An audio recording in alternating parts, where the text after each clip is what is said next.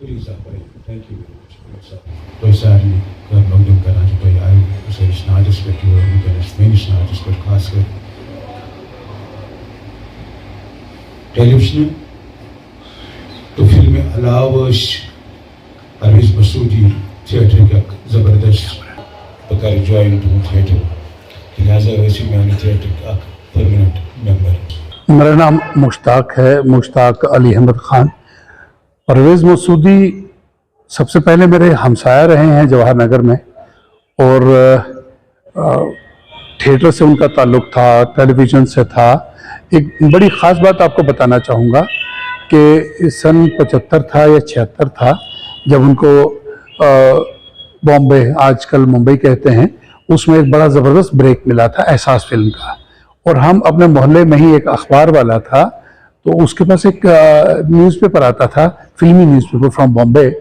उसका नाम था स्क्रीन। स्क्रीन के सेंटर स्प्रेड में, यानी कि 2 पेजों पे इनका क्लोजअप था, इनका और इनके साथ जो हीरोइन थी। तो हम इतने एक्साइटेड थे मोहल्ले के बच्चे, हमने उस स्क्रीन खरीद के वो पूरा जो उसका बीच वाला पेज था उसको पिन करके अपने कमरे में लगाते थे। हमारे लिए इतनी एक्साइटमेंट थी पूरे मोहल्ले के लिए और पूरे आर्टिस्टों के लिए कि हमारा एक साथी, हमारा सीनियर साथी बॉम्बे पे एक अच्छे मकाम पे एंटर हुआ है। उसके बाद इन्होंने कुछ 4-5 फिल्में की as leading role. Leading role Kashmiri artist को बहुत कम मिला है बॉम्बे में, तो इनको मिला और इन्होंने वो रोल बहुत अच्छी तरह से निभाया, कोई कमी नहीं रखी। लेकिन उसके बाद कुछ वजूहात हुई है, कंटिन्यू नहीं कर सके। लेकिन उसके बाद इन्होंने टेलीविज़न में वापस आके कश्मीर दूरदर्शन में, रेडियो में और भी बहुत अच्छे अच्छे काम किए। और इन्होंने बाद में प्रोडक्शन भी की दूरदर्शन के लिए, प्रोड्यूसर और डायरेक्टर भी रहे। तो मैं एक चीज़ कहना चाहूँगा इनके लिए जो ख़ास चीज़ थी, एक इनकी एक्टिंग कमाल की थी और इनकी लैंग्वेज, उर्दू लैंग्वेज कश्मीरियों में बहुत कम होती है जिसमें कश्मीरी टच ना आए, लेकिन इनका कमाल था उर्दू बोलना। अभी भी कश्मीर में सिर्फ मैं समझता हूँ कि 5-8 लोग हैं जो उर्दू बिल्कुल सही बोल पाते हैं, तो परवेज़ मसूदी उनमें एक थे। चाहे वो रेडियो हो, टेलीविज़न हो। तो मैं बहैसियत सीनियर, बहैसियत ये मेरे सीनियर थे, बहैसियत हमसाया, बहैसियत दोस्त, उनको बहुत मिस करूँगा और हमारी फ्रेटर्निटी को एक बहुत बड़ा नुकसान हुआ है। हम भी इस फ्रेटर्निटी के हिस्सा हैं। परवेज़ मसूदी के बारे में मैं क्या कहूँ, इतने ही शरीफ नफ्स इंसान थे। एक्टर तो थे ही थे, उनकी अदाकारी के बारे में हम बात ज़्यादा नहीं करेंगे। उनके साथ जो हमारे ताल्लुकात थे उनके बारे में हम बात करेंगे। मैं बचपन से इनको जानता हूँ, मेरे सामने ही हम साथ साथ ही पले बड़े, हम उम्र थे।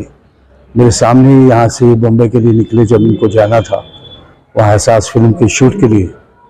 उसके बाद जब फिल्म बनी, जब रिलीज़ हुई, तो हम एक साथ थे बम्बई में, जुहू बीच पे बैठे थे, मूंगफली खा रहे थे, हम एंजॉय कर रहे थे। मैं परवेज़ को कह रहा था, यार आपकी फिल्म बहुत चल रही है, रिगल में भी और किसी थिएटर में भी थी, तो अल्लाह करे कि आप कामयाब रहें। शाइन कर वारिया फ़ख्र के तशरीर पे जाओ, अक्सर नफ़र उससे भी हीरो बने हो। हम तो यहाँ आए, स्ट्रगल की, हम भी चाहते हैं कोई अच्छा सा रोल मिले। अभी तक तो कोई रोल अच्छा नहीं मिला, लेकिन तशरीर वारिया किस्मत असर अल्लाह ताला करने कामयाब। ये चीज़ें चलती रहती हैं इस फिल्म इंडस्ट्री में। लेकिन अब यहाँ पे आके तकलीफ़ें उठाने के बाद वो वापस आ गए, हमारे दूरदर्शन के साथ जुड़े, वह हमारे साथ काम किया, कई सीरीज़ में हम साथ साथ रहे।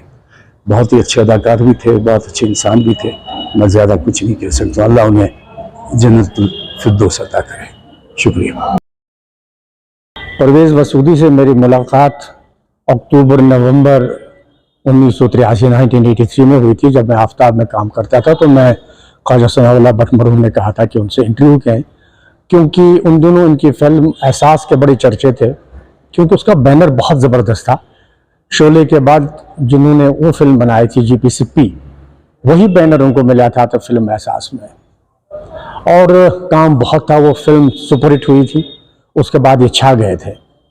अब अजीब है ज़िंदगी के दाव पेच कि एक तो ये आसमान पे पहुंचा था और अचानक फिर नीचे चला आया। वो इसलिए शायद क्योंकि बॉम्बे में बड़ी मसलहतें होती हैं, लोगों के लिए बड़ा मुश्किल होता है वहाँ ज़िंदा रहना, लेकिन वो नहीं रह पाए उन हालात में, यहाँ आ गए। उसके बाद दूरदर्शन में उनसे बड़ी मुलाकातें होती रही, कल्चर अकेडमी में, रेडियो में बड़ी मुलाकातें हो रही। खूबसूरत चेहरा, खूबसूरत कद, खूबसूरत आवाज़, अदायगी, डायलॉग बहुत शानदार थे।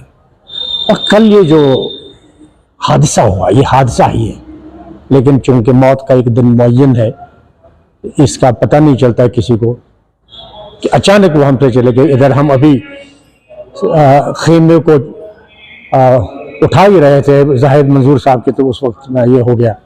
अल्लाह उनको करवट करवट जन्नत नसीब करे और उनके दर्जात बुलंद करे। परवेज साहब के बारे में मैं क्या कहूँ।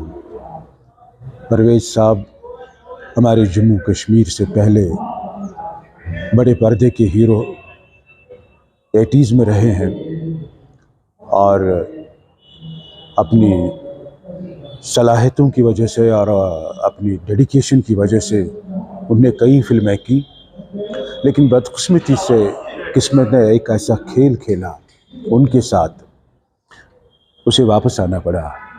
लेकिन एक बेहतरीन आर्टिस्ट होने के साथ साथ रियासत का, खासकर अर्सवाइल स्टेट का जो हमारा कल्चरल माहौल है, जो हमारी कल्चरल पॉलिसी है, उसमें बहुत सारी कमियां हैं। जिन हालात से हम 30 साल से गुजर रहे हैं और जो मुश्किलात का सामना हम कर रहे हैं, हमारी आर्टिस्ट फ्रेटर्निटी, मुझे लगता है कि मेरा दोस्त, मेरा ये करीबी साथी और ये हमारा एक तरक्शिंदा सितारा जो था, ये उन्हीं हालात की वजह से बुझ गया, क्योंकि इसके जो निजी ज़िंदगी के हालात थे वो बहुत ख़राब हुए।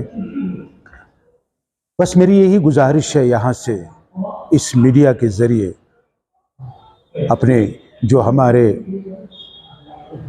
बरसर इक़्तिदार लोग हैं, जो हमारी सरकार है, कम से कम वो यहाँ के आर्टिस्टों के बारे में सोचे, यहाँ के कल्चर के बारे में सोचे, ये सही हाथों में चला जाए।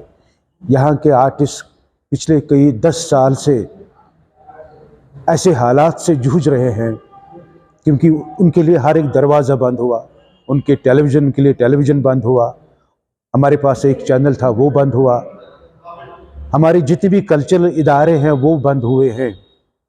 अब चूँकि आहिस्ता आहिस्ता कल्चर एकेडमी कुछ प्रोग्राम्स कर रहे हैं, उनको मैं मुबारकबाद देता हूँ, लेकिन ओवरऑल जो पोजीशन हमारे यहाँ आर्टिस्टों की है, परफॉर्मिंग आर्टिस्टों की है, आज हमारा ये करीबी साथी परवेज़ मसूदी चला गया, इससे पहले भी 1-2 आर्टिस्ट इन्हीं हालात के शिकार हुए। मुझे लगता है, अब मुझे डर है यके बाद दीगरे हमारे जो आर्टिस्ट हैं, जो प्रोफेशनल एक्टर्स हैं, उनका भी यही हाल ना हो। बस मेरी यही गुजारिश है गवर्नमेंट से कम इस फील्ड के बारे में, कि इन आर्टिस्टों के बारे में वो सोचे, क्योंकि बहुत हो चुका है। हमने अपने करीबी साथियों को जाते हुए देखा है, अब ये बर्दाश्त नहीं होता है। शुक्रिया।